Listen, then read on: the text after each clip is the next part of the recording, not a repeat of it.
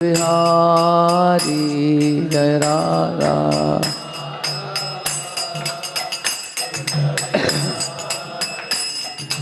गोपी जन वल्लभा गिरिवरधारी।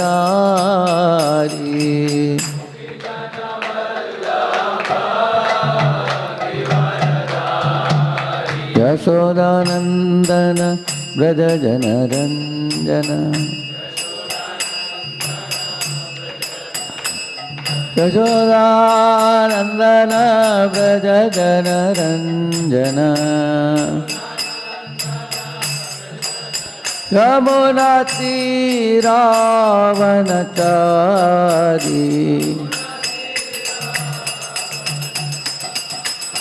यमुना तीरावनचारी।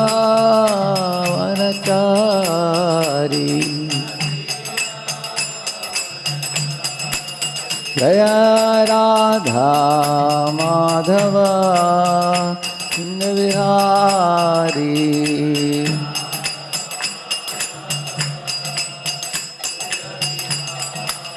हरे कृष्णा कृष्णा कृष्णा हरे हरे। हरे राम राम राम हरे हरे। हरे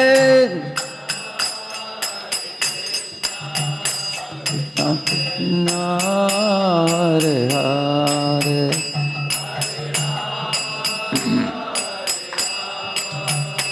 राम राम हरे कृष्णा कृष्णा कृष्णा हरे हरे। हरे राम राम राम हरे हरे।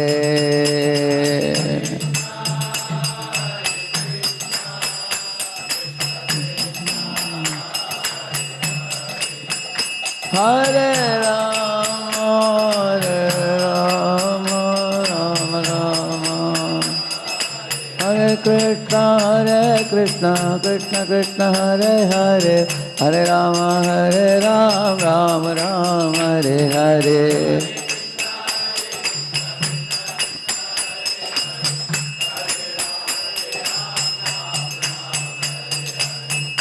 कृष्णा कृष्णा हरे हरे। हरे राम राम राम हरे हरे।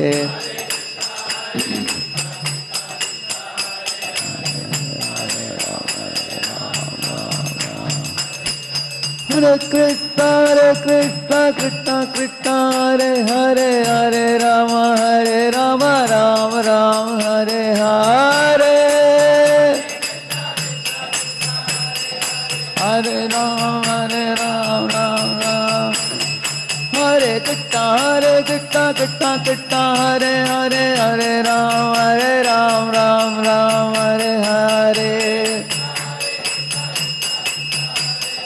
हरे राम राम।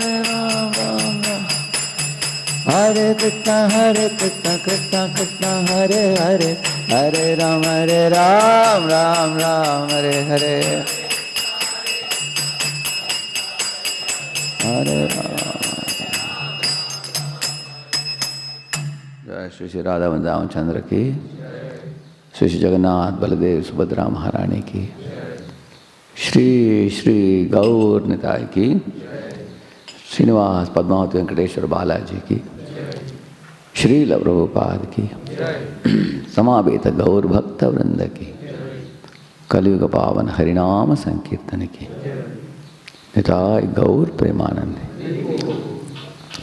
ओम अज्ञानतिमिरन्धस्य ज्ञानाञ्जनशलाकया चक्षुरुन्मीलितं येन तस्मै श्रीगुरवे नमः। श्रीचैतन्यमनोभीष्टं स्थापितं येन भूतले स्वयं रूपः कदा मह्यं ददाति स्वपदान्तिकं। वन्देऽहं श्रीगुरोः श्रीयुतपदकमलं श्रीगुरून् वैष्णवांश्च। श्रीरूपं साग्रजातं सहगणरघुनाथान्वितं तं सजीवं Sadvaitam Savadutam Parijana Sahitam Krishna Chaitanya Deva Shri Radha Krishna Padan Sahagana Lalita Shri Vishakanvitamscha Namavom Vishnu Padaya Krishna Prishthaya Bhutale Shrimate Bhakti Vedanta Swaminite Namine Namaste Saraswate Deve Gauravani Pracharine Nirvishesha Shunyavadi Paschatya Deshatarine Namo Mahavadanyaya Krishna Prema Pradayate Krishnaya Krishna Chaitanya Namne Gauratvishe Namaha He Krishna Karuna Sindho Dinabandho Jagatpate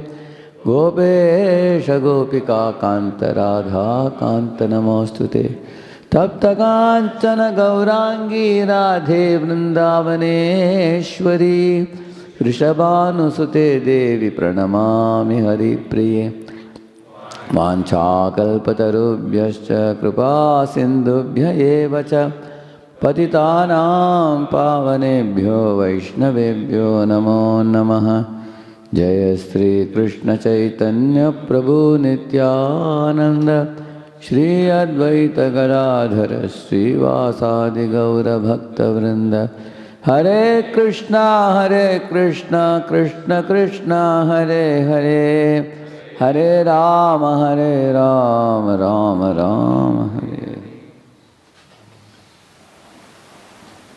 Hare Krishna. Okay, so let us take one verse from the Isopanishad.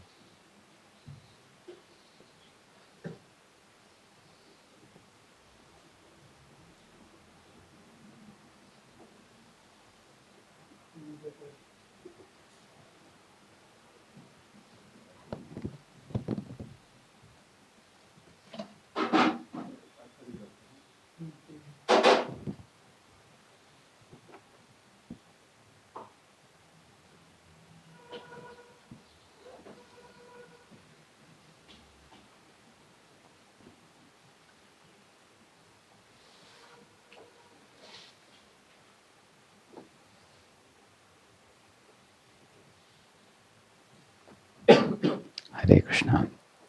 We are reading from the Sri Isopanishad Mantra 10. Who has the mic with you? Please read that. In the modern society, even a boy thinks himself self-sufficient and pays no respect to elderly men. Due to the wrong type of education being imparted in our universities, boys all over the world are giving their elders headaches. Headache. So what is the headache they are giving? Many parents are sending their children to school and college. And this headache is a small word. They are giving something much bigger than headache. Because one of the boys in those days who was coming here for our program, way back in 96, so he had come to 4 rounds chanting. Later on, he went for summer vacation, came back and said, "Now I have given up chanting," Prabhuji, he was telling. His name was Purnananda. That was his name. But Purnananda can be continued to be in Ananda only if he's chanting, no? But Purnananda gave it up. He couldn't chant after that. I asked, why you are giving up chanting? He said, "Oh, no, Prabhuji, my parents told me, just focus on academics, no need to chant. I've given up. But once in a while I will come here, whenever I feel like." Like that he said, and never came. Years passed by, 96, 97, in that batch he was there. And then 2003, I think, yeah. So one day I was sitting in my office, one little elderly man came asking me, "Is this the president's office?" And then he came, "Are you Radheshyamdas?" I said, "Yes." Then he came and offered obeisances and he was practically bursting into tears. Yeah, sir, what happened? Who are you? Why are you crying? What happened? And then he said, "I am Purnananda's father." He said, "Oh, you are the, I've never seen you. I'm meeting you first time." He said, "I'm from Nasik." He said, "My son was studying here, in the college here, and When he started chanting, when he came to 4 rounds, I told him, no, you should not chant, focus on study. But instead of focusing on study, I didn't know that this fellow got into bad company of other boys. He started going to movie, party, and got into drugs. Now, at that time, he was a thin boy. Now he got into drugs, he has become fat now. And he said, forget about his completing the education. We had to take him out of the college at third year only. And then we took him here, there, various places. But the drug peddlers were chasing after him. Wherever he goes, they would come to sell those packets. And they would take money from him. So his father was telling that he looted a lot of money from home for drug peddling and enjoying drugs. And his companions will secretly contact him. And now so much money is also squandered and his degree is also not obtained. Now father said, I am not worried about the degree. I am worried about his health. And the reason I have come to you here is because he is admitted here only in hospital. Here, drug rehabilitation hospital opposite to PSCT. There is a hospital there. Uh, so, so I just want you to come once and see him. Because he remembers you in the early days. He used to come to class and then we only stopped him. I said, you stopped him. You were very angry and envious at that time, fighting. But how is it that now you are wearing tilak with bead bag and everything? He said, I got so frustrated with the sun, I became a devotee in Nasik. He said, you know. So I have now become serious now. Me and my wife, we have no other place to go, and we went to pray to God, and now they have made us a devotee. We have become devotee, and he didn't become devotee. But if you meet him, so when I went to meet him, he remembered, recollected some of the old days. But he was crying and screaming, like a mentally retarded type of boy had become because of too many things in the body. So, but why I am telling you, parents nowadays, when they send their children to go to the college, without their permission and knowledge, uh, boys get into this kind of drugs and things like that. One another boy was telling me, little bit I can bend it. This one can open it. This one. Like that. Yeah. One boy was telling, see, he in his college days, the first year, he in his friend circle he got close to one Muslim girl. No? And he comes from a not only Brahmana boy, he comes from a like Purohit family.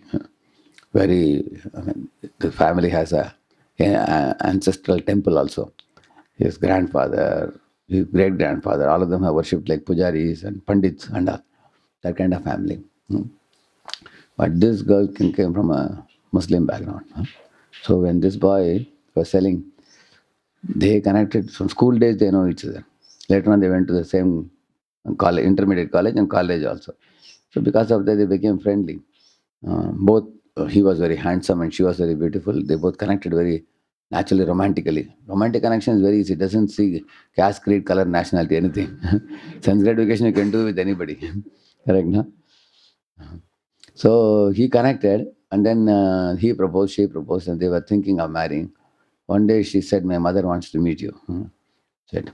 So the boy in some place, he went to meet the mother. Mother said, see, we have no issues about giving our daughter to you. You can marry.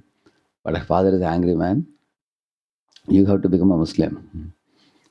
Very soon you will have to, when you are marrying, from the day of marriage, you have to have topi, beard and everything, proper Muslim, and you have to come to only mosque.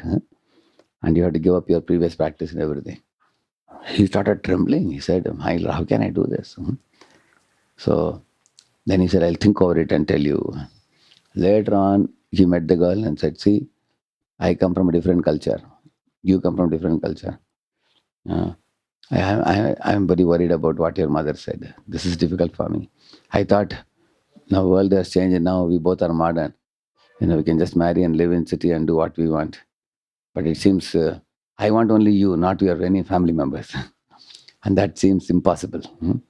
So what to do? Then she also said very maturely, okay, let us disconnect. Let us not make a close, intimate friendship now because I cannot go against my parents. I'll marry whomever they tell me to marry. She disconnected. But he found it difficult to disconnect. Because for her it was very easy, because she just needs some shelter. But for him, he had given his heart to her. So he went mad practically. He was repeatedly calling her. She said, "Hey, don't call me. I already told you. Anyway, you're not going to marry me. So you are calling me and connecting with me will disturb my future settlement. Hmm. So do mind your own business. Don't disturb me. Otherwise, I'll put a word to my father," she said. So now he was also afraid. I can't disturb her. But without her, because he had given his mind and heart to her, now he was not able to focus on academics. He was going crazy, mad. And in the course of the 3-4 years, he lost. She passed out, got married to a Muslim boy, and she went ahead in life. So this fellow lost his life. So now his parents came to understand it. And then parents were extremely disturbed. They said, "What is this nonsense? Why are you getting into this kind of complication? You should take permission from parents." But do you think when boys, girls do romance, they take permission? No, nobody. They don't even think about the future. They are living in a dream world. Huh? So he was living in a dream world. Hmm. Actually, nowadays, how many letters I get from the boys? Some boy goes to a company, some girl in the same project. Suddenly, romantic feelings arise. Huh? Actually, whomever you come across in life, you will feel romantic feelings. Huh? That is the same. Every species. A dog sees a she dog, romantic feelings come suddenly. A cockroach sees a she cockroach, romantic feelings. Huh? So in this way, whoever comes across in your life, one can feel. So then in this way, he gave headache to parents. Now parents had spent 10 lakhs for his education. Huh? Parents first said, "At least you pay back your, 10 lakhs first, education loan. Then you can slowly earn money." Now he's struggling for, completing the studies and job, and years have run out. So I'm just giving you a couple of examples for this. How the boys can give elders headaches. Do you think it's a small headache or a big headache? Very big headache, isn't it? And then go ahead, read further. Sri Isopanishad very strongly warns that the culture of nissance is different from that of knowledge. The universities are, so to speak, centers of nissance only. Consequently, scientists are busy discovering lethal weapons to wipe out the existence of other countries. University students today are not giving instructions in the regulative principles of brahmacharya, celibate student life, nor do they have any faith in their in any spiritual injunctions, Scriptural. any scriptural injunctions. Religious principles are taught for the sake of name and fame only, and not for the sake of practical action. Thus, there is animosity not only in the social and political fields, but in the field of religion as well. Yeah. So here Prabhupada is saying in the Bhagavad-Gita, there is a verse which says, "Asatyam apratishtam te jagadahuranishwaram aparaspara sambhutam kimanyat kamahaitukam etam drishtimum avashtabhya nashtatmano alpabuddhayah prabhavanti ugrakarmanah kshayaya jagato ahitaha." These two words are very important in the 16th chapter. He's saying there, asatyam apradishyante. College boys, girls, even many teachers, many of these people have no knowledge of or no clue of what this world is. Hmm? What simply talking some, just like Prabhupada says, they speak about protoplasm, cytoplasm, nucleus, all these things about some biological names for the plants. And all across the globe, the vegetation is growing uncontrollably in all directions. So many types of plant species and tree species are there. Simply you are using of some technical jargon doesn't make you a creator of those things. You are just watching them and giving names to them. You know.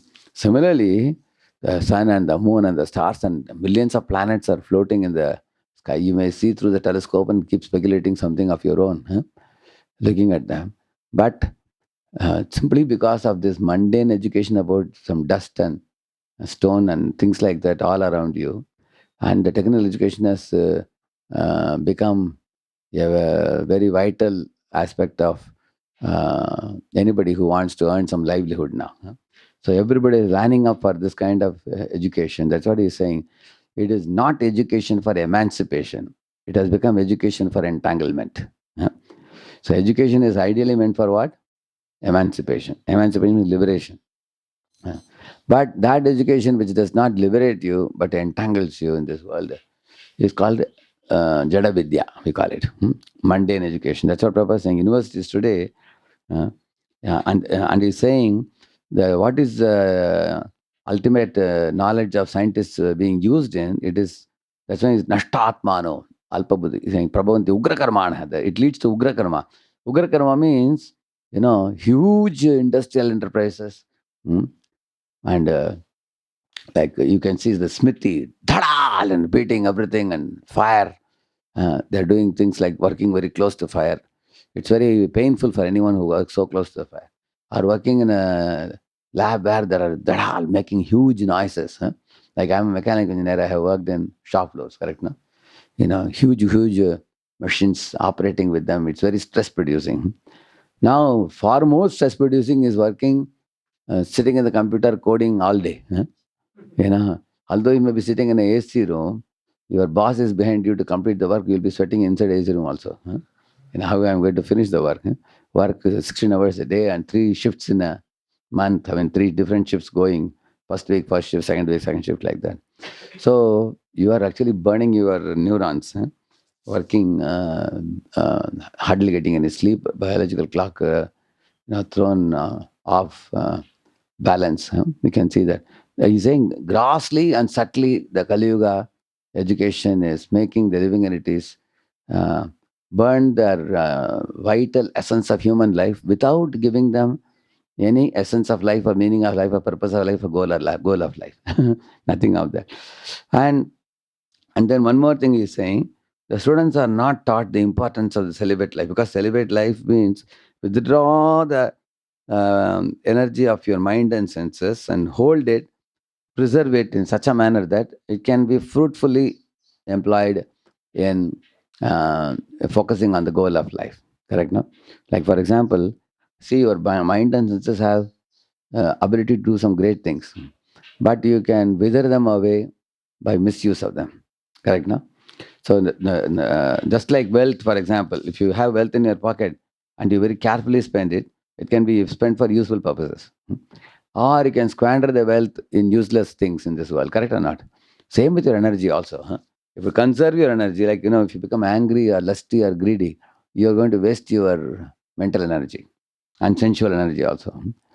That's what he's saying. Because students are not trained as celibates, so they don't have the ability to do, Viveka Buddhi, the discriminative intelligence is not there. They may have a high IQ. Even if you have 160 IQ in men's, you are a part of Mensa society also. You can still be a spiritual ignoramus with no knowledge. Because spiritual intelligence is different from the material intelligence. Actually, skills, personality development, these are all mundane. But the character development and spiritual advancement is on a different plane. For example, is it possible or not somebody can be a topper in a class and still be a characterless fellow? Quite possible, correct? There are so many you see like that, isn't it?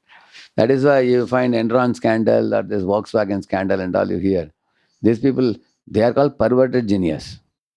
Perverted genius means they have intelligence, but it is misused intelligence. On the other hand, somebody may not be so intelligent, but can be a man of very high character also.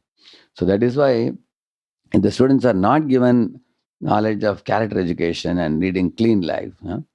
So, like you see, in those days, who was that? Prabhupada talks about one of the presidents of USA. Is it Bill Clinton or not Clinton? Who is that? Nixon?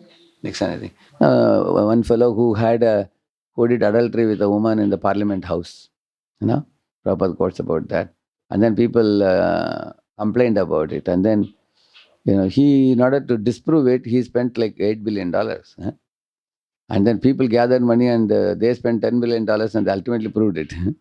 That he did it, and he was out of the post because of that at that time.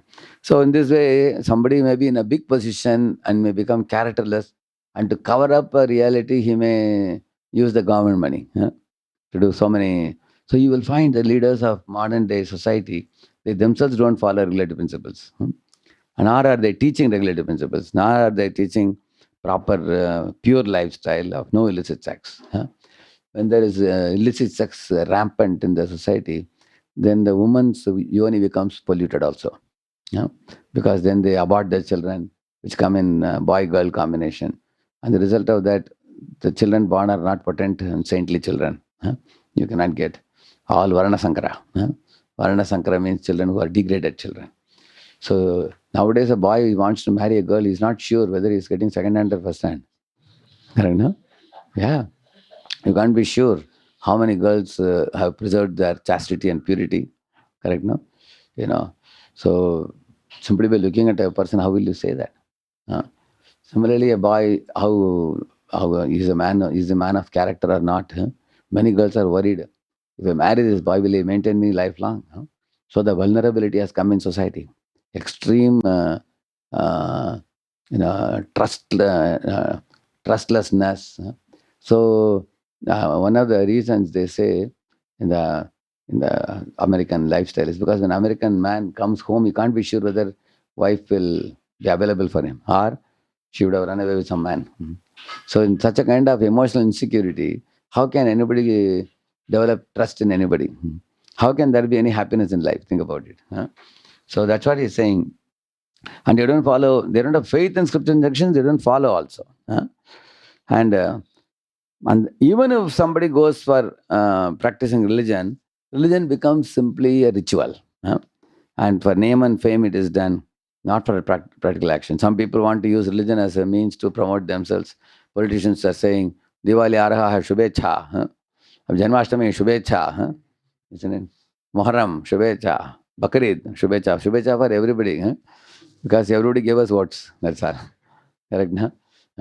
You can simply put your photo. If God's photo will be small, your photo will be big. Put one Ganesha or put one Krishna small one, then you put your big photo, Shubhecha along with your symbol of your thing. So religion has become like this Dahi Handi, these guys are doing 5 lakh rupees, 3 lakh rupees. It's all simply a political power display. That's what he's saying. So religion for the sake of name and fame only, not for practical action. Thus there is animosity, not only in social field and political field, even in the field of religion. People actually want to proclaim that they are more powerful than the others.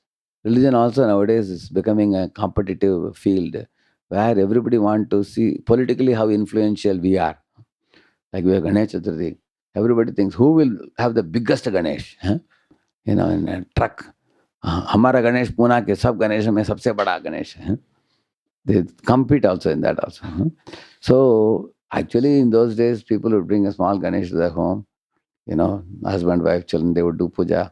Actually, the puja and all is a very, it's a question of how much one is prayerful in the heart and performs with a proper attitude without any attachment and everything.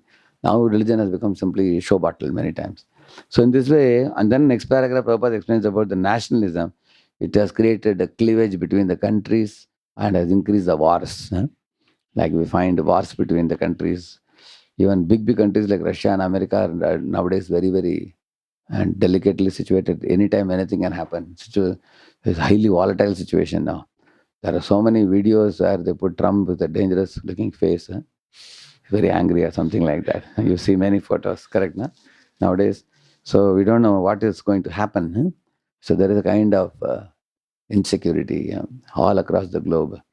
Many countries are thinking, who are our allies? Who are our enemies? Between man and man, family and family, country and country, one jati and another jati. There is so much of dangerous situation now. All this has come about because God is not the center. If God is at the center in all living beings, we always hear in the scriptures, love God, love all. Correct, no? Anyone who genuinely works for love of God, they cannot hate anybody. They cannot maintain any malice or hate. What to speak of not only possessing hate, but lifting the hand or even slapping or beating or killing or shooting and destroying on a mass scale, throwing bombs. That is the other extreme thing what one cannot even think of. Hiroshima Nagasaki bomb drop. Now similar thing can happen in future if the world is going to go in this direction. So therefore, here Prabhupada gives the 18 principles of knowledge from the Bhagavad-Gita, 13th chapter 8 to 12. Please read that. This is what is given as 20 aspects of knowledge given in the 13th chapter. Read it. One should become a perfect gentleman and learn to give proper respect to others. Yeah. So, amanitvam. Amanitvam is one should not be proud one should be humble, and one should know that God is great, I am small. One who has the proper feeling, then he will not insult or offend any other living being. He will give proper respect to others. Then,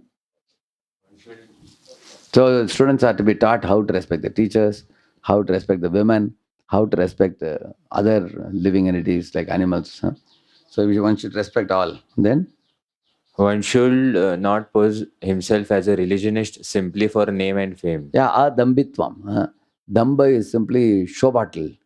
See, what is show bottle? Sometimes the doctor has a compounder who has kept a dozen bottles of different color syrups. So first week he gives you one syrup. Next week you go to doctor, he gives you a second syrup. But ultimately all the syrups are same only. Only colors are different. That's called show bottle. Show bottle means just show different colors, but they prepare one solution only. Similarly, there are people showing off as a religionist without genuinely approaching God for awakening love of God. Now, adding insult to injury, the social media has become a platform for everybody to show off more than what they actually do. Plus, also insult one another. Nowadays, social media has become a place for showing how I am superior, you are inferior, and then people yelling, shouting. And the more you fight, the more it will go viral, isn't it? Then how are people going to awaken love of God? If it is going to become a, a platform for malicious, hard-hearted exchanges, is in Sanskrit we call it as durukti. Durukti means harsh speech. And people in the name of God or religion, my spiritual master was telling when he was becoming Krishna conscious. I mean, he was already Krishna conscious. He was making some students and teaching them Krishna consciousness in one university or something. There was one another Christian preacher, somebody like that. So he was trying to sort of oppose his preaching. So one time he came to him and he was like very heavily speaking to him that you will go to hell, and then Maharaj, where are you going? He said, I will go to heaven. He said, if I have to go to heaven with people like you, it's better for me to go to hell. Of course, he didn't say he was thinking like that, isn't it? Correct, no? So, in the name of God and religion, people can be cruel also. So that is why posing as a religionist, we should not just appear saintly with a saintly vesh push, but you have to be genuinely saintly. Which is more important? Appearing saintly is important, or genuine saintliness is important? That's what Krishna is looking for, correct, no? Yeah. Actually, nowadays, many people, actually, they do little and they show lots, correct, no? No, for showing lot, nowadays, there are various platforms now. On the other hand, there are many people who do a lot and they show very little, correct, no? So, which is important?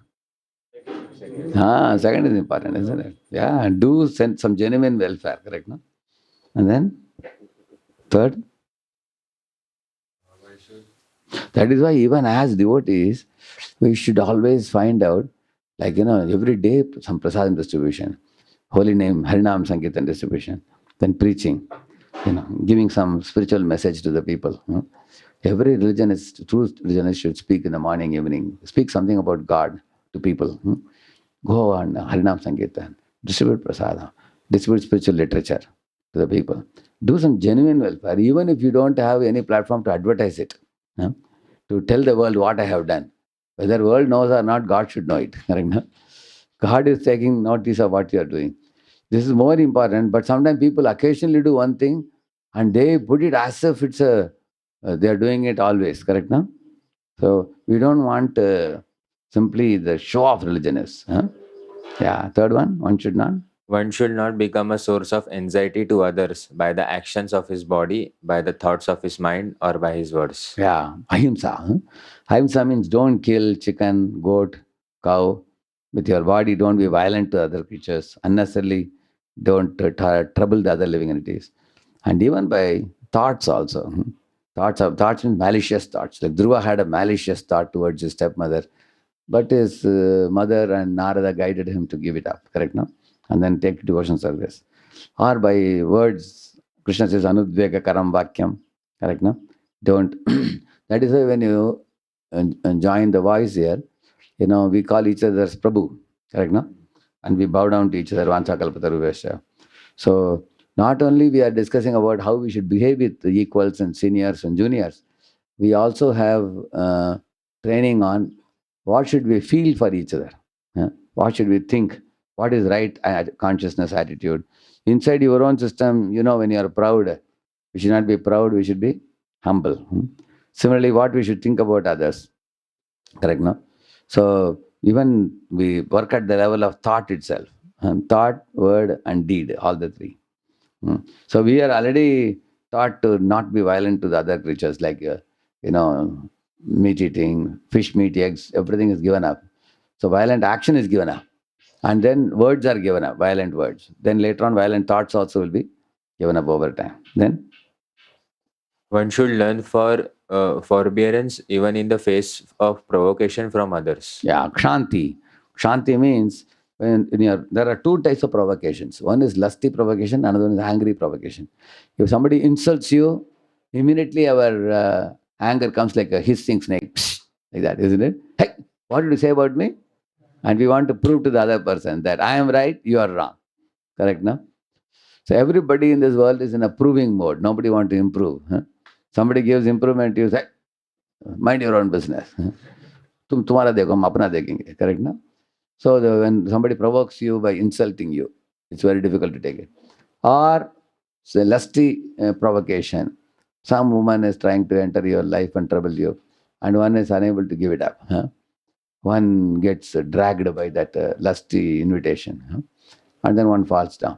But if these two kind of provocations one can tolerate, that's kshanti.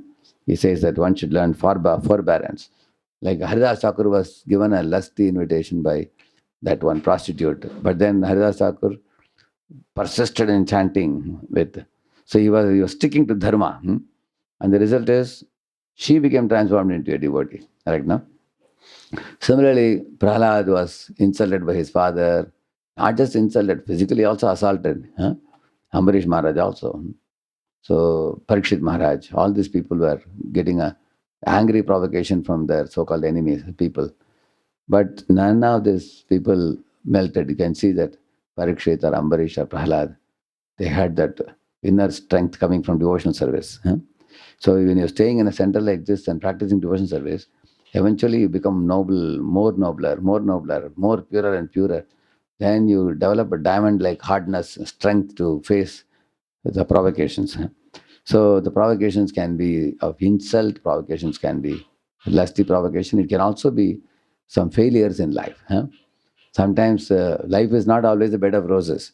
Now, sometimes you succeed in some paper, other times you may fail also, correct? No? When failures come in life, we need to have that inner strength to courageously face it.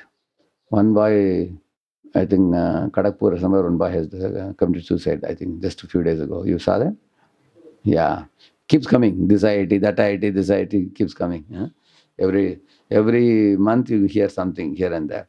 So we need that inner strength to tolerate the failures when they come in our life, because life will bring both. Like, now you have daytime and there will also be nighttime. Again, tomorrow daytime will come.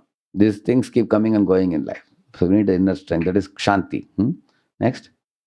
One should learn to avoid duplicity in the dealings with others. Arjava. Arjava means simplicity. So simplicity means straightforward behavior. So much so that people can trust you. Oh, he's an honest man. He's a genuine man. For the sake of money, he will not do anything. One time, one of our devotees was distributing books. So he was announcing, he put a rubber band around 5 books and said, if you take these 5 books, you get it in 100 rupees. He was selling. So many people are buying the rubber band, put books they are buying. One intelligent man came and said, how much is this book? How much is this? How much is that? And he calculated, he put everything in a paper and noted down. Totally it comes 90 rupees. That man caught him. He said, see, I stand to gain if I buy them individually, rather than buy your whole set in 100 rupees. Then the devotee said, no, sir, actually, 100 is a round number, therefore I made it, he said. Then he wrote a mail to me. Radheshyamji, see what one man is doing like this. He said, you have to call all those people who took the set and give them 10 rupees back. Otherwise, I will take this fellow to task, he was telling. Now, how will we find out who took? Correct now? Who all took the book? See, we need simplicity in our dealing. You may be thinking that who is going to check, huh? But you may be checked. Hmm? Similarly, copy in the exam, it's very easy to copy. When you're caught, you'll be debarred. Huh? Sometimes for 2-3 years also sometimes. Correct now? So that is why we should have simplicity in dealings, no cunningness like Shakuni or like mantra. Huh? One should give up. So here, living in the center, uh, you are you are taught to observe your movements, huh? How your mind is moving, how you observe your thought process. Be simple with devotees. Huh? Saralata hi Vaishnavataha, like that Bhaktivedanta Thakur said. Vaishnavism is simplicity. Hmm? There is no kutinati, no duplicity in Vaishnavas. They are very honest and straightforward in their dealings. Even Rup, Sanatan, Raghunath Das Goswami, they were all shrewd and intelligent, coming from very powerful backgrounds. Raghunath Das was a billionaire's son, and Rup Sanatan were finance minister and home minister. You need shrewdness and diplomacy in such position. But they only used it to escape from Maya and come to Krishna's devotees. But after coming into the fold of Krishna devotees, they did not misuse that diplomacy for wrong purposes. Because it's not the devotees are foolish, devotees are intelligent, but they will not be diplomatic. Because if you're diplomatic, nobody can trust you. Hmm. If you're going to hide things which are later on revealed, then people will lose trust in you. He says one thing, he does another thing behind the screen. So we need to, just like Satyakama Jabala, when he went to his Guru asked him, what is your caste? So he said, I don't know. I'll check with my mother and come. So when he checked with his mother said, by the stroke of destiny, I was a thoroughly poverty-stricken lady. I had to depend on different men even for my food and clothing. Huh? So in that way only you were born by somebody. I don't know which man gave birth to you through me. I had no parents, no brothers, nobody to maintain me. Huh? She said. So he went to Guruji and told exactly the same. Huh? This is what my mother told. Guruji said, now I don't need to know which caste you are from. You are Brahmana, he said. Brahmana means you will speak truth without fear. Huh? Drishtadumna was destined to kill Dronacharya. Still Dronacharya accepted him as his student, correct now? You can see that what kind of Brahmanas, such a fearlessness and such adherence to Dharma, you can see that. So in this way, you can see that one should avoid duplicity. Sixth one? One should search out a bona fide spiritual master who can lead him gradually to the stage of spiritual realization, and one must submit himself to such a spiritual master, render him service, and ask relevant questions. Yeah, in 4.34, Krishna says, Tadvid dipranipatena pariprashnena sevaya. He says three things. Surrender without reservation to Guru, which means Prabhupada went to his Guru with a Desh Prem paradigm, but his Guru gave him Krishna Prem paradigm. So Desh Prem is here, Krishna Prem is here. And Prabhupada agreed to accept the Krishna Prem paradigm. Not that he told Guru, you come to my paradigm. So now, for example, there are students, two type of students. One type of students say that, Prabhu, I want to be a responsible student. Please tell me what all ways Krishna can help me to become successful in my career and successful in my academics and flourish in this world like a hero, so that I am ready to accept Krishna's help for that. This is one level. Another level is, Prabhuji, tell me what Krishna wants me to do. What is the perfection of life? Like Arjuna in the beginning was saying, Manmani karunga, kisi ko manunga nahi. That was the first thing he did. But later, what Arjuna said, now I will do the work of a Kshatriya. And you help me to become a successful Kshatriya, he said. Finally, Arjuna said, I am neither Brahmana nor Kshatriya nor Vaishya Shudra. Whatever you say, I will do. That is third. You understand the three levels? So most students are in which one? Level 1 or 2 or 3? Most students? Mostly level 1, below only. They are manmani. They don't want to follow any dharma. But those who are becoming pious, they come to the second level, where they say, oh, Krishna consciousness is very nice because it helps me, succeed in material life. Uh, that's one reason people come. And then those who are on second platform, they can go to the third platform where Krishna made Arjuna successful in both ways, materially, spiritually. But the devotee's intention and the consciousness is that I want to do what will please Krishna. Correct? No? Not that Krishna will please my senses. Huh? I work for Krishna's senses like that. So that's what he's saying. Further, we have to approach a guru. Pranipat means without any reservation, surrender to guru. Correct? No? Go from the material plane to the spiritual plane. And then take instruction from him, hear from him, and enter service to him.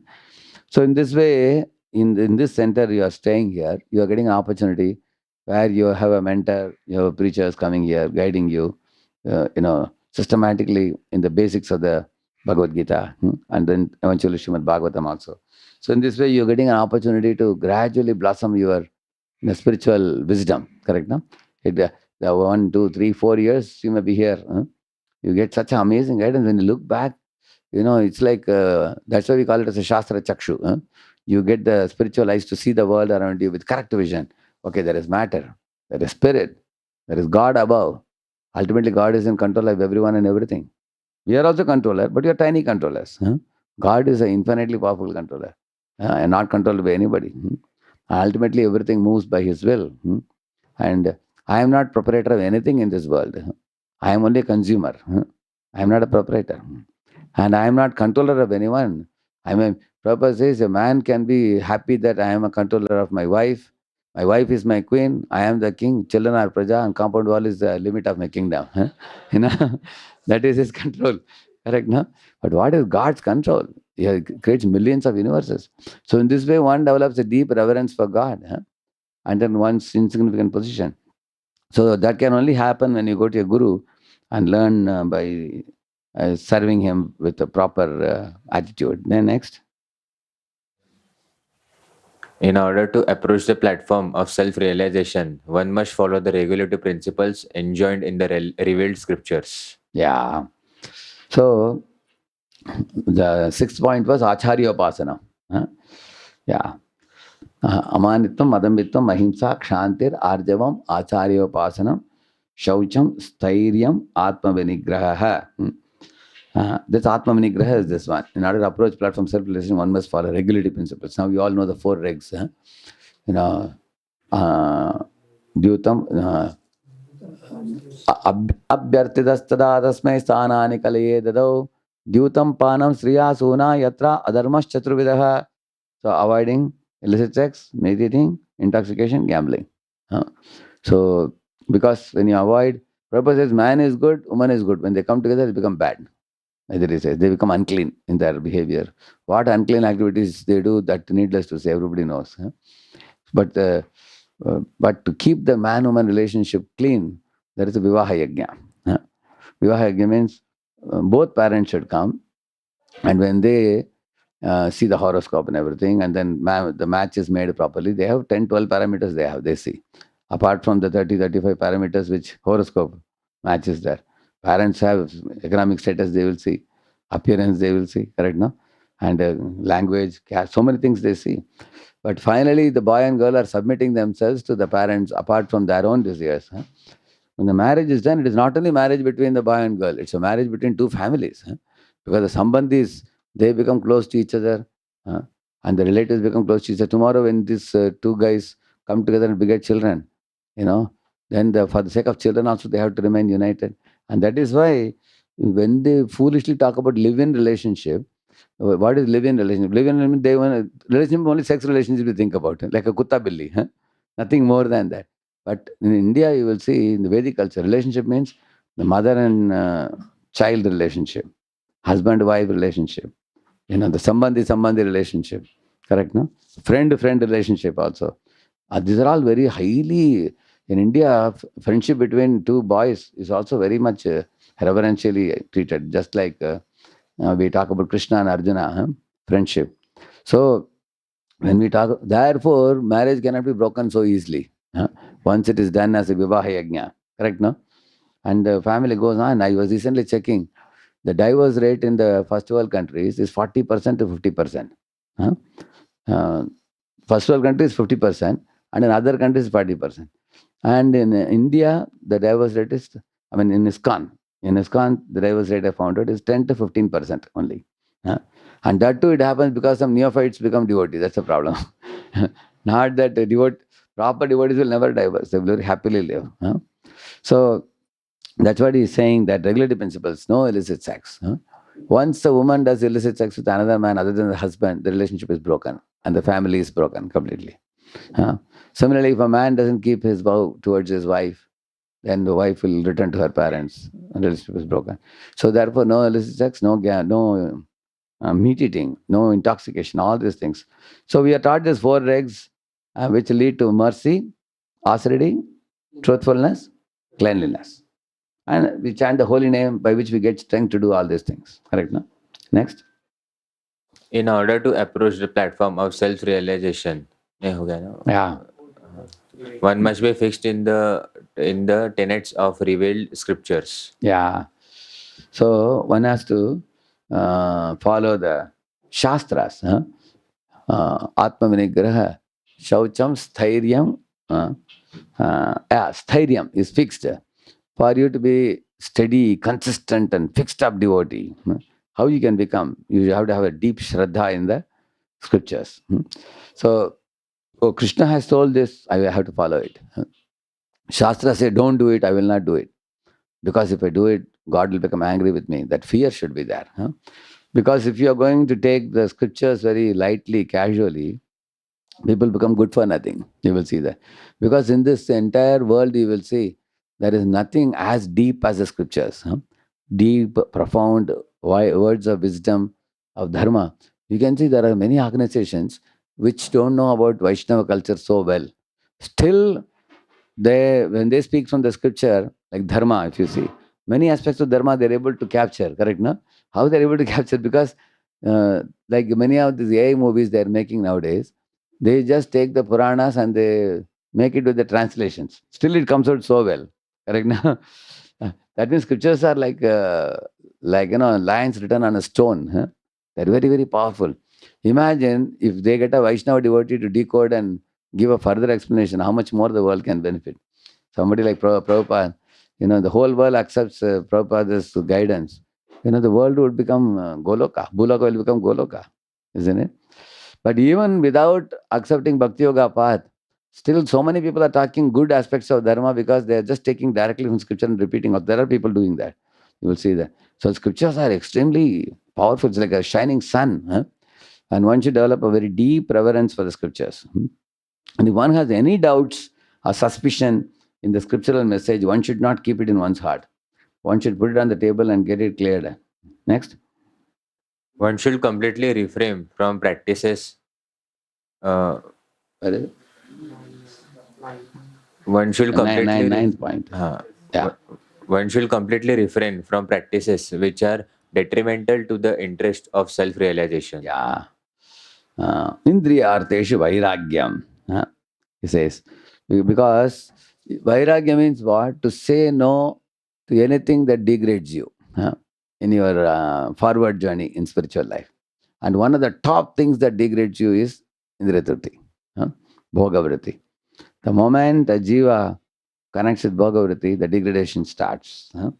So the Bhogavriti, that's why Matravat, Paradravyeshu, Atmavat, because these are the 3 things. You want to control lust, Matravat Paradareshu. See every woman as a mother. And you want to control greed, Paradravyeshu, see others' property as dustbin. Because now you will only put things in dustbin, you don't put your hand there. Similarly, you can give something to others, but don't take from others. Don't put your hand in others' pocket. Paradraveshulashava. Thirdly, if you want to give up anger, Atmavat Sarvabhuteshu. Treat others with respect as you want to be treated with respect. Amanina Manadena. So these 3, lust, anger, greed can be, driven out by these 3 principles, you see. So in this way, but if we don't follow these 3 principles, then we are going for sense gratification. Like what is sense gratification? Lusting with a woman who is already married, like a dog going behind a woman. Similarly, eyeing on others' property for looting or enjoying. Similarly, mistreating other living entities by exploiting them. So in this way, next. One should not accept more than he requires for the maintenance of the body. Yeah, vairagyam. One should only accept for keeping body and soul together. Otherwise, if you are Indriyatesh vairagyam anahankaram, okay, that's coming late. Some points may be up and down, but Prabhupada is writing in a certain order. Go ahead, next one. One should not Actually, the 10th point, Jiva Goswami says that Sharira Nirvaham is saying, whatever is required for maintaining the body can be accepted, but one should not live lavishly. If you live lavishly, what is the result of lavish living? Anybody can say? What will happen if you live very lavishly? Now, many of you will get very good jobs after you complete. And you're going to get a lot of money. And you may wonder what to do with so much money. Then many boys think, let us live little lavishly. Then what will happen? Yes? Attachment to? Material things, okay? Resolute determination for the devotional service Will not arise. Yeah, devotional service will become little dull. That's like sprinkling water in firewood. And then? You become bodily conscious. Yeah, and all these things lead to one very important thing which is called lethargy. Laziness, lethargy. Because of lavish lifestyle, one becomes cozy and comfortable. So then such comfort zone is like coffin. One is practically dead in spiritual life. Yeah, that's why he's saying minimize the requirements for the maintenance of the body. Next one, 11. One should not falsely identify himself with the gross material body, nor should one consider those who are related to this body to be his own. He's saying, asaktir anavishwanga putradara grihadishu, he's saying. Like man is allowed to marry and have children, do job and all. But one should know that these things are my duty, I am doing them. But this is not my eternal life. These things are temporary situation. Correct, no? Like you are working in a company, later on you may switch over to another company, correct, no? You say the situation changes. You are living in one house, later on if you get job in another city, you leave this house and go to another house, correct, no? So one should not become stuck or attached to wife, children, family, as if it is going to be there forever. There are people in India. See, Indians are known for being very responsible. Like, many of the boys, when they take jobs, they earn good money and get the sister married and give money to mother and father. And they very proudly tell parents, in our village, I'll make a big house and give you. I'll keep you very happy. And that is also very good because that keeps the family values, correct, no? Keeping them together. But some people get so deeply ingrained in fulfilling family values, but they miss the plane back to Godhead. They have no clue about back to Godhead at all. That's why there are irresponsible boys, then materially responsible boys, and then spiritually awakened boys. So in India, you find irresponsible boys are increasing now because of the modern day culture. They are running away with. Imagine parents are starving. They have already 3 more daughters to get settled in married life, and this boy is doing romance. He is in another world, and he is failing in all the papers. That's a irresponsible fool. And they're responsible boys. Okay, I got my sisters married. I gave a lot of money to parents and everything. But at the time of death, you will leave behind and go everything. Therefore, one shouldn't become stuck in this. One should also make a plan to go back home, back to Godhead. Then? One should always remember that as long as he has a material body, he must face the miseries of repeated birth, old age, disease, and death. There is no use in making plans to get rid of these miseries of the material body. The best course is to find out the means by which one may regain his spiritual identity. He's saying, Janma Mrityu Jara Vyadi Dukkha Dosha Anudarshanam. Anu means in Parampara. As you learned in Parampara, one should open the eyes and see that. See, all of you think about your body. Your body was a small baby. How many of you have seen your baby body in photo? Seen, correct? Does it look like you? So much different, isn't it? Yeah. Then you're a small baby. Then you grew into a small boy. In some families, they keep these photos, and now they keep videos also. They even keep videos of crying children and babies also they keep. But then when you grow up, you see your body has changed so much. So one should see my body was a baby body before. Then it became boy body. Now I am youthful body. Eventually the body will become old body. And then gradually black hair will become white hair and teeth will fall off and the body will get wrinkles and everything and the Shakti becomes very keen. And before the body drops to ground, I should be fully awakened in Krishna consciousness. Huh? So intelligent people will understand these things. So like a cinema reel you have seen, if somebody is a bowler, ball goes, you've seen that, they would show like, you've seen that, and batter also. They show like, you've seen that? Huh? Like that, your life is like a still, multiple stills are going. When you combine and see, it looks like one uniform, smooth flow. But actually, you're changing from one body, millions of bodies you are taking. Huh? And then these bodies are falling apart. And then again, the soul will take one more body depending on what is stored in the mind, depending on his desires. So Bhagavata is very subtle knowledge it is. Huh? So when one understands this, one should know that I don't want to again get into another body. It's like removing a parrot from one cage and put it in second cage. Remove it in second and put it in third. Therefore, Krishna says, if you perfect your Krishna consciousness, then what he says? Tyaktva deham punarjanma naiti. You go back to God.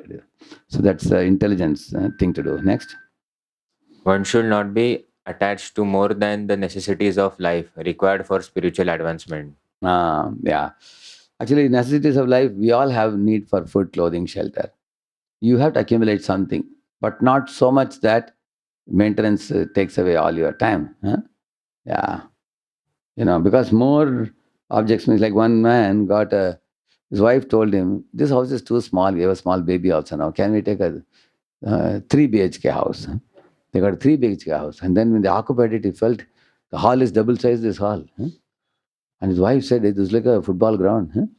I think we have to make it look nice. So she wanted a showcase for keeping. Then she wanted a fridge, she wanted a TV, she wanted a washing machine. Then all the things occupied the house. Now house looked very nice. Only thing is washing machine not working. Then you take it for repairing. TV is not working. Take it for repairing. So what happens? More you possess things, more the maintenance. More the maintenance of material things, less time for Krishna consciousness. How many of you understand this point? Yeah. So if you have a smaller house and less commodities, less maintenance, then more time for Krishna consciousness. That's the real intelligence. Correct, no? That's why he's saying that reduce the necessities. Even for brahmacharis also. Like brahmachari joins with one small locker. And then gradually he says, Prabhuji, can I get one more locker? And then one more trunk also. Then one bureau also. Correct? And this is for the books, this is for, and then it increases more and more. Later on, what do you call it? Maha cleaning of the room. One full day is gone. Isn't it? So keep your needs minimum. Like when I am going to America, people ask me, Radheshyam, where is your suitcase? I say, this is the one. That's all. Only one suitcase. How do you travel to West with this? I said, I don't carry anything. What is that? 2 or 3 pieces of clothes and some books to read. So if you keep it, you should be a light traveler or a heavy traveler. A heavy traveler means 2 suitcases and 2 bags and one on the shoulder. And you've seen that? Yeah, man, even husband, wife, children, all carrying. Some of the wheel bags are so big you can sit inside that. So big they're carrying. Yeah, go ahead. Next. 14th one. No need to switch off. Yeah, this is the 14th one. One should not be more attached to wife, children, and home than the revealed scriptures ordain. Yeah. Actually, one should be affectionate but not become attached. Now, Dhritarashtra was affectionate to Duryodhana or attached to Duryodhana? Attached. And Uttanapad was affectionate to Suruchi or attached? These people are attached. So, because attachment means their brain is gone. They go mad. Dhritarashtra ruined the whole family because of attachment to Duryodhana. Uttanapad let the 5-year-old son go to forest Dhruva because of attachment. But affectionate is good. Yudhishthira was affectionate to Draupadi. At the same time, he was not attached to anything. So one should learn not to be attached but be affectionate. Because Prabhupada says husband should be protective, wife should be chaste, and children should be grateful. That's a good family, he says. The next. One should not be happy or distressed or desirable. Like His Holiness Radhavan Maharaj was telling in one lecture, one woman was very beautiful and her husband became attached to her. But she was attached to Krishna. She would rise early in the morning and chanting and she would be absorbed in Krishna consciousness. One day when she was lying, the husband approached her. She kicked him on his head. And husband was telling, oh, dear wife, my hair is so sharp, I'm afraid you should not cause pain to your feet, lotus feet, he was telling. Wife thought, how will this fellow get rid of his attachment to me? She said, if you had this attachment to Krishna, I would have gone back to Godhead long before. She said, my feet is lotus feet, I'm kicking on your head. Krishna's feet is lotus feet. So in this way, because he's attached to his wife, correct, no? Similarly, people who are attached to the children, they pamper, they say, बेटा हमारे जीवन में हमको 2 चप्पल भी नहीं मिले, तुमको हम 25 चप्पल दे देंगे, तुमको 100 कपड़े दे देंगे. And be attached to child and destroy the child, correct, no? That's what should not be done, he's saying. 15. One should not be happy or distressed over desirable and undesirable, knowing that such feelings are just created by the mind. Na prakrishyet priyam prapya nodvijet prapya cha priyam sthira buddhi rasam modo brahmani brahmavisthitaha. Don't think something is priya. Like for example, playing games, watching TV, scrolling Insta. These are priya. And what is apriya? Sitting with the books and studying. Or doing our spirituality, rising early in the morning and chanting Hare Krishna. Don't say this is, I like it, I don't like it. Whatever is good, we should accept it. Whether you like it or not. For example, you all like fryams very much. Can you eat a plate full of fryams only? You have to eat rice, dal, sabji, chapati also. Because you need nourishment. Because fryams will not nourish your body. So they don't go by what you like or dislike. Do what is proper duty. Next. One should become 16th. One should become an unalloyed devotee of the personality of Godhead, Shri Krishna, and serve him with rapt attention. Amongst all the 20 points is the most important point. All other points, this is like the soul of these 20 items. All other items are like the body. Because Mayicha Ananya Yogena Bhakti Rabhyabhicharini. That's this point. If you become an unalloyed devotee of Krishna, you're finished. You have no other duty. Everything else is taken care. Krishna says that, Na kinkaro I am Renicha Rajan. If one is a seriously practicing devotee, you will see Krishna will arrange everything for you. He will make your material life beautiful, spiritual life beautiful. He will take over everything. Like Arjuna told Krishna that out of the two, Narayan Sena and you, I am choosing which one? Krishna. That's all Arjuna did. And what happened? After he chose Krishna, Krishna said, now, hey Lord Shiva, give him Pashupatasra. Indra, give him the horses. Hey Agnidev, give him he gave this chariot. Agnidev gave chariot. Who gave Gandiva? Agnidev only gave Gandiva also, yeah. And Hanuman came for giving a war cry in the flag also. So all cosmic forces got aligned with Arjuna because they saw that who is on Arjuna's side? Krishna. Yeah. Just like we called the President of India to Pune. 450 politicians came without even invitation. We're wondering where these fellows have come. Because they don't know us, we don't know them. But they came because who came? Similarly, if you get Krishna on your side, business finished. Everything else will be taken care. You can see that. So therefore, a devotee has no worry at all. Krishna is on my side. Krishna is... So you have connection with Krishna, your connection is the biggest connection.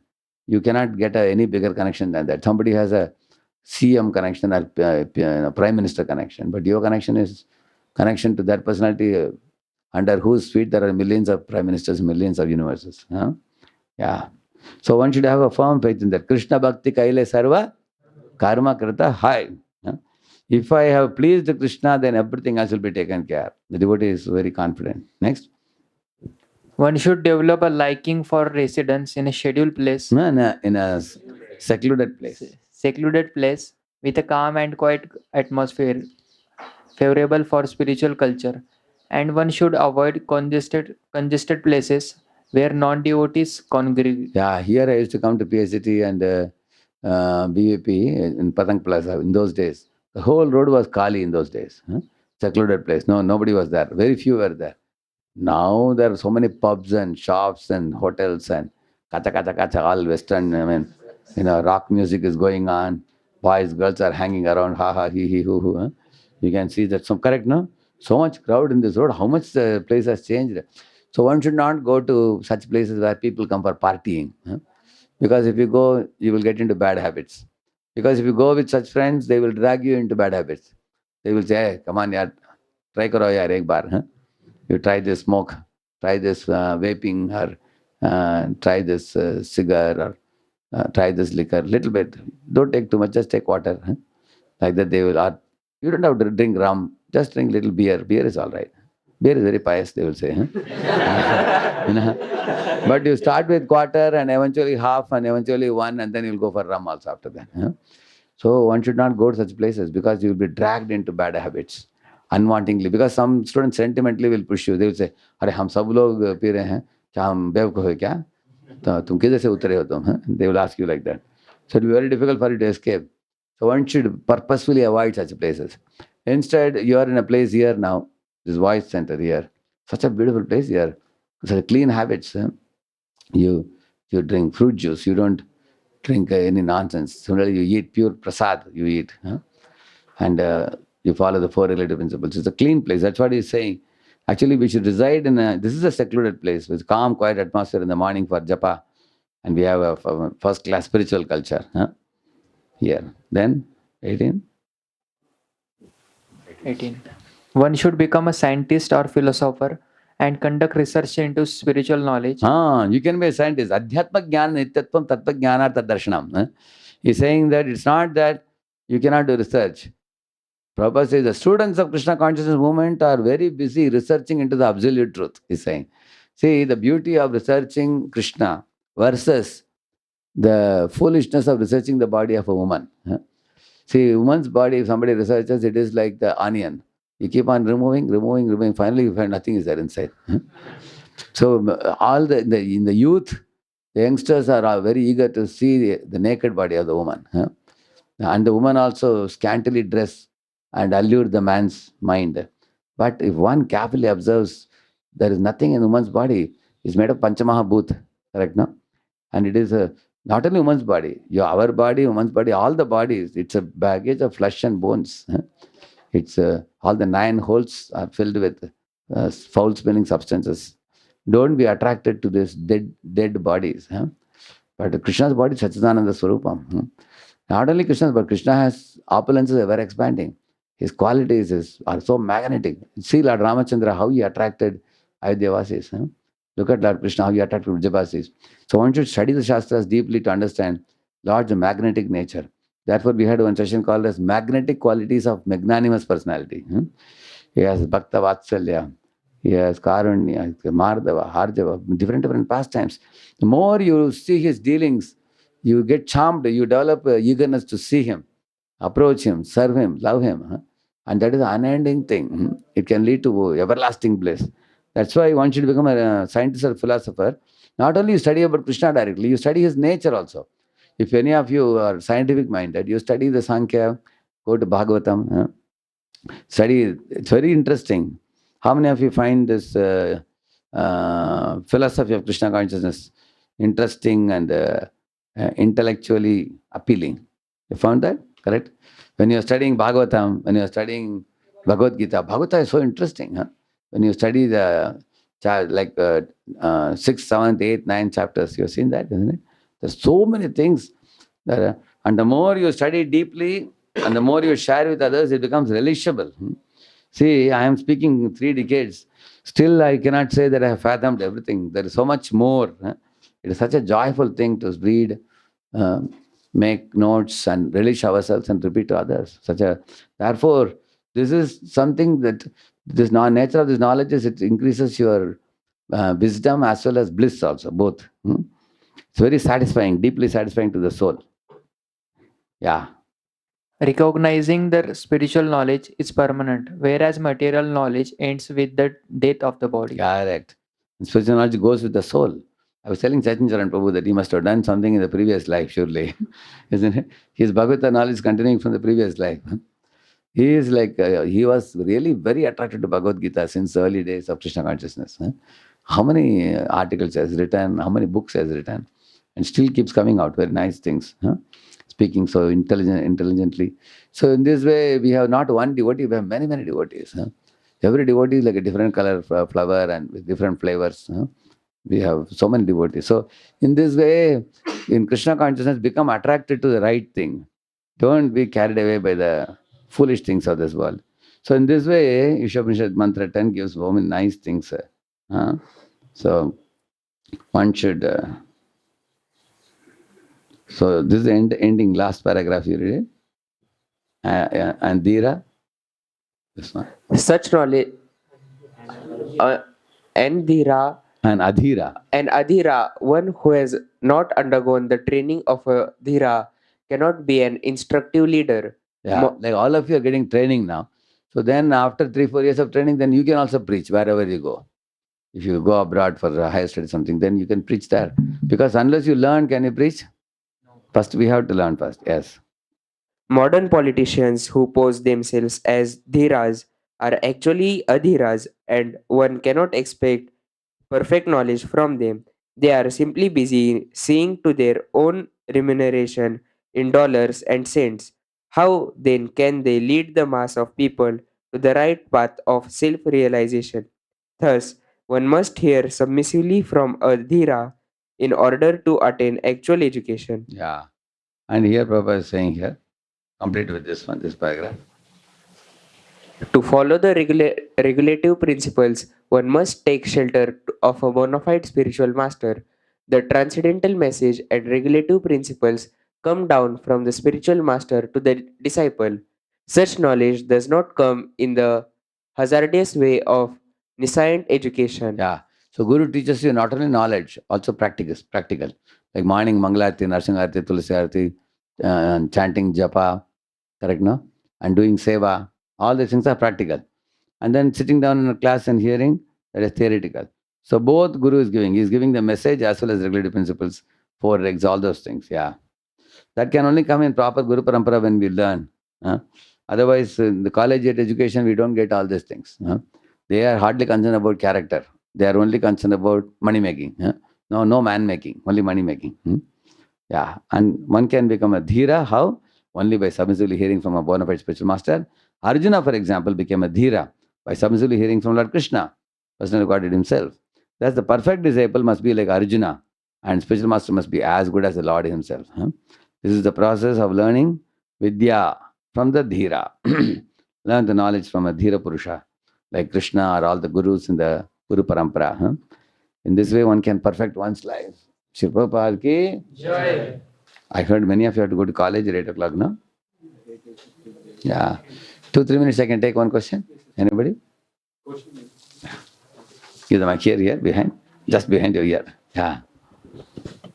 Hare Krishna Prabhuji. My question was, as you said, you should be humble to devotees or general to people.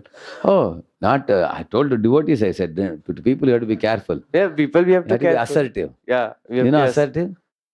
See, Narada told the snake that people are pelting stones on you and your body is full of bruises. So he said, when you next time go to village, if boys come to pelt stones on you, what do? Hiss. They'll run away. By hissing, you are not biting them. And by hissing, you are able to self-defend yourself. So self-defense is also important. You should not let others cheat you, nor should you cheat others. So don't cheat, don't get cheated. Similarly, don't mistreat others, don't get mistreated. If somebody is trying to mistreat you, immediately quit that place. Don't let anyone exploit you. As soon as you sense somebody is ridiculing you, with a group, sometimes group of boys may ridicule you sometimes. Immediately you can, they will call you, hey, come here, हमको बात करना है. आप बोलने के हमको time नहीं है अभी हमारे पास, बाद में. अभी नहीं, तुरंत, immediately you should leave that place. Because once you leave that place, they can't do anything with you. That means you refuse to become a victim of their criticisms, comments. Correct, no? Yes. And some boys will trick you by saying that, hey, हमको थोड़ा प्रश्न पूछना है Bhagavad-Gita से. And you go there, and you are also thinking, maybe he'll become devotee, you go there. Then they will surround you on all 4 sides and bombard you with their nonsense. So that is why what you should do, as soon as you detect that their intention is improper, then what you can say, इतना बढ़िया प्रश्न पूछा आप लोगों ने, मैं सबका जवाब दूंगा, अभी नहीं, थोड़ा बिजी हूँ आज, हम कल देखेंगे. Then you also should trick and escape. This is where we need our intelligence. That's where we should know that they are tricking you, you trick them. Shato Shatyam, Chanakya says.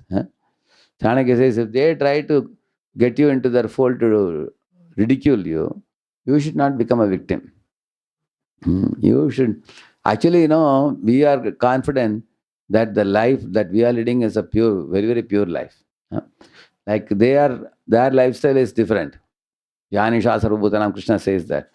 So we don't agree with their life, nor do they agree with our life. Like we say, don't slit the throat of a innocent cow. Cow is a mother. Hmm. They say, no, no, no, give up all this false philosophy, eat and see how nice it is. Huh? They are saying. So, therefore, it's like darkness and light. Huh? We are in light, they are in darkness. So, only if they have some eagerness to learn, you can find out who is innocent and non-blasphemous. Only then you can share Krishna consciousness with them. If they are blasphemous or ridiculing, they want to make a fun of you, they don't want to learn anything, then you keep upeksha, you should do. Upeksha means keep distance from such people. But you can pray for them. Like even such people also can give them prasadam. Prasadam they will eat happily. You won't mind. First give prasad, after they get little purified, give them some kirtans. After they get little more purified, then give them a book like Coming Back or something. Now don't talk to them. Tell them that I have no time, but you can take the book. Let the book talk to them. Prabhupada will directly punch on their nose. He will clear many of their doubts. And then they may start coming to class. Actually, there were boys in first year who came for DYS and dropped and went away. But second year onwards, some of them started coming for Prerna program and all. By the time they came to final year, they came to 16 rounds. There are boys like that. Initially, they were joking, ridiculing devotees and all. Later on, they became devotees themselves. So we don't have to preach such people in the early stage because they are not ready yet. When they get ready, then they are worthy to be preached to. Clear? Actually, my question was a bit different. How do we not expect from other devotees to be as humble, or like if you are as a But you know the word amanina? Amanina? What is the meaning of amanina? Amanina means don't expect any respect from others. And mana dena means to give respect. So we should not expect from others, but we should give respect. Say, for example, you are giving respect to one devotee called A, yeah? And he is not giving you respect. But that respect will come back to you from B or C. Because anything you do in this world, it has to come back. You throw a ball on the wall, it will definitely come back to you. So you have given respect to A. A may not give you respect, but B or C will give. It will come back at a later time. It's clear now? Similarly, you give affection to somebody, that affection will come back to you. Because the universe is so designed that for every action there is a reaction. But what happens with us? We expect respect from a particular devotee. Because we think that devotee doesn't know how great I am. He thinks I am small. I want to prove to him that I am great. But except the devotee, many others agree you are great. But we want only, just like Vishwamitra wanted Vasishtha to agree that he is great. Correct, no? And that was causing a lot of problem to both. Finally, Vasishtha agreed because Vishwamitra actually became great later on. Correct, no? So we don't expect from others. We think that I am very insignificant, small. I am Dasanudas, servant of the servant. You are not yet done SRC, here. Yeah, they will do one very good workshop called as SRCGD. There they will do dramas and everything. There you will get very clear understanding of what should be our mood in dealing with other devotees. That time it will become very clear. Actually, we think we are servant of other devotees. Like I am Radheshyam Das. Das means I am servant of not only Radha Krishna. All the other jivas are very dear to Radha and Krishna. So I am servant of them also. That's the mood. Like once I went to my Guru Maharaj's room. Guru Maharaj said, Radheshyam, Prabhu, how can I serve you? Yes. I said, Maharaj, how can you serve me? You are my master. I am supposed to serve you. He said, no, a master can serve his disciple by chastising also. That is also service, he said. He said, service means that which is done for the benefit of other person, without any expectation in return. So, Maharaj said, everybody is my master. I don't see my disciples as my servants. I see them as my master, he said. Somebody told me, Maharaj in the flight, one Maharaj, on another Swami was sitting. Yeah. Maharaj, I like one singer very much. His name is Sarup Damodar. Maharaj said, yeah, I also like very much, he was saying. Later on, that sannyasi came to know that Sarup Damodar, who is Rana Swami's disciple. Again, he went to Maharaj and said, Maharaj, you never told me he's your disciple. And Maharaj said, he considers me his guru, he said. What is the meaning of that? Sarvabhauma Damodar considers me his guru, but I don't think anybody is my disciple. Ultimately, it is their shraddha in me that they accept me as their guru. So, I consider everybody my master. That is the mood in which the very advanced Vaishnavas work. And therefore, they are always happy. Because as soon as we think I am master of somebody, the unhappiness starts. We are not boss of, we are not basanu boss. We are dasanu das. Correct? Na? Like Krishna, you see, Yudhishthir's servant is Arjun. Arjun's servant is horses. And Krishna is massaging the feet of the horses and feeding them grass and water. Correct? No? That means Krishna is becoming dasanu. And he is the basanu boss actually. But he's acting as dasanu. So from Krishna we can learn. Correct? No? It's clear? Yeah. So who all have to go to 8 o'clock? It's getting late for them. Right now, we can stop now? All questions are answered? Prabhuji, continuing to that question, I want to ask that, is it okay to be duplicit? Like in some situations, we have to speak lie to avoid the association. And that is not called as duplicity. That is called as transcendental lie. Transcendental. For example, a friend is calling you to movie. You are saying, can you tell him that, no, I am Krishna conscious, I don't like, come with you to movie, I'll get spoiled. Then they will say, matlab kya, hum log kharab hai kya? They will ask like that. So then what you can say, oh, today I'm feeling dysentery. If you say, dysentery means what? You have to go to washroom repeatedly, many times. So then they will not trouble you. If you say you have headache also, they will say, take Saridon and come to movie, they will say. But if you say you have dysentery, they can't do anything. Correct, no? So we can tell a lie to save our, protect our own Krishna consciousness. That's perfect. But we should take care, we don't keep telling every now and then. Actually, such friendship we should avoid, and we should try to make friendship with those who will be uplifting for us. Actually, many of them may be thinking, we have some old friends, what to do with them? Either you can make them devotees and bring them into the fold of devotion service, like you have become devotee like that. Or if they are not coming, you can allow them their own sweet time to come by providing them some association, books and prasad and everything, and let them come. Some boys are neutral and they are neither opposed nor favorable. They are pious but they don't come here, right now.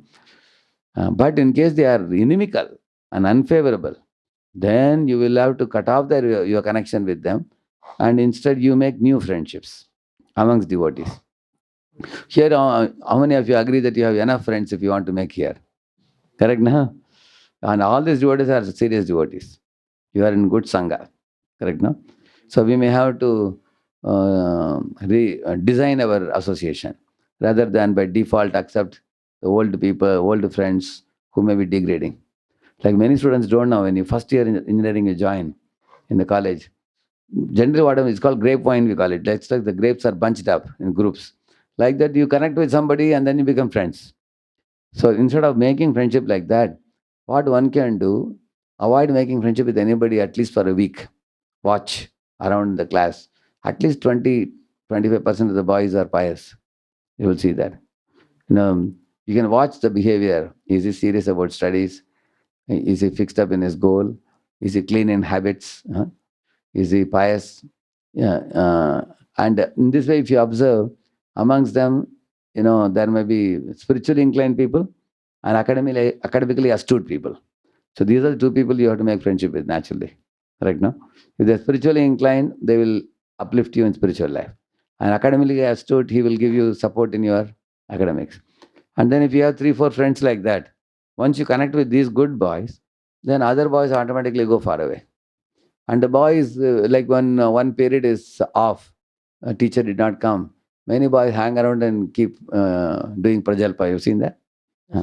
So they are the boys we should not connect to. If you're going to connect with them, your time is wasted. The other boys, like Dr. Kalam says, when he was in college, like all of you, he says that as soon as the bell rings, teacher didn't come, he and 3-4 boys, they'll go to library. Similarly, he says there were also boys who would go to the staff room and talk to one Dr. Balasubramaniam. Kalam was very fond of that teacher, from South India. So he said, my friendship circle was powerful, he says. I am not great, but my friends were great, he says. Because of that, they made him, whatever greatness I have, it's because of my good friends, he says.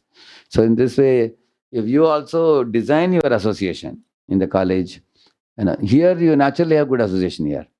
Whereas in college, you have to be very choosy. If you're not choosy, you will get carried away by bad sangha. And then later on, once you give your mind and heart to somebody, it becomes difficult for us to take it off. Because if somebody is in the same village, but he is a bad guy, for example, it becomes difficult later on to take off. Like Karna found it difficult to take off his heart from Duryodhana. Correct now? Therefore, we want to choose our association before we give our heart to anybody. Correct now? It's clear? Yes. Shri Prabhupada ki jai. Thank you very much.